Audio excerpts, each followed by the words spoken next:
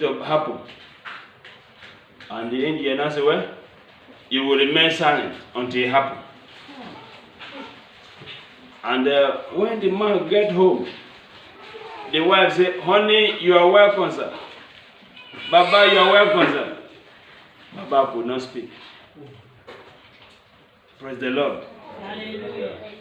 It is a continuation of the program where we started earlier, where we talk about Zachariah and his son, his newborn baby, that was to be named. And because his father was done, and they decided to name the name after his father. Say his name shall be called Zachariah. But the mother said no. She stood on her ground and said no. May you also receive the ability to say no to your enemy. Amen. May you receive the grace and ability to say no to failure. Amen. So don't just accept what they offer you. Don't just accept whatever condition enemy placed before you. Maybe you are seeking for a job. The type of job you are looking for is not coming. You say, okay, let me just pick up one that can say no. You have the ability to say no. You have the ability to resist the enemy.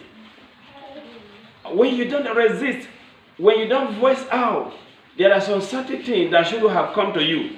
You will just keep receiving them. Why? Because you have opened your mind or your palm to receive whatever that comes. No. But this woman, Elizabeth, said no.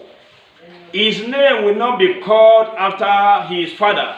And he said his name shall become John. They said no. But they said, okay, let's give a sign to his father. And they were thinking that his father cannot talk. But at that moment, his father speaks out and said his name shall become John. And that is the name that become a man, the man that cleared and prepared a way for Jesus. If they have named him Zachariah, he wouldn't have fulfilled that ministry. He wouldn't have been able to clear the way for Jesus because he's not John the Baptist. But his mother was able to stand on the gap. How many parents are able to stand for the gap in between until their children are able to know the left and right? And that is why you as a parent don't just give birth to a child and say, okay, you this child, oh yeah, you are going to learn mechanic.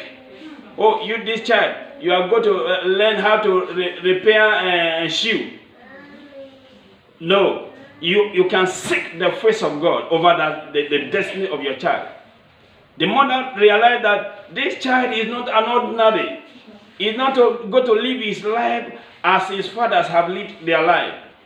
And he decided to say, this child's name must be fulfilled, and the child's name shall be called John.